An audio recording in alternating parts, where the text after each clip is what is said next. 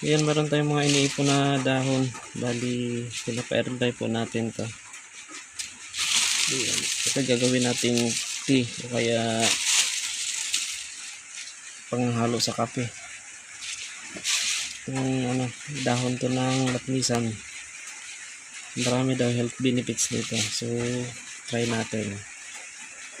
Try natin tong gawin dilaga.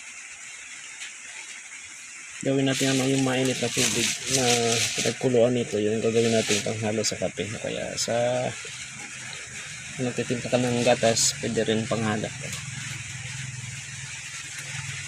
Search na lang natin to kung anong magiging benefits nito. Maraming mga nag-video about dito. Mga health benefits sa agarwood leaves. Ayan. Bali, sinabit ko lang to. Tapos, sinarado ko kasi para hindi siya malikabok. So, ganyan. Ilang days lang to, mga nasa 5 days na yata ito. 4 days.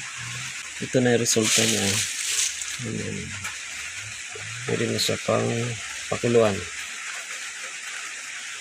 Para pang halo sa kape. Kaya sa gatas. O kaya kung gusto mo puro lang. Tea lang siya. Yung dahon ng lapnisan.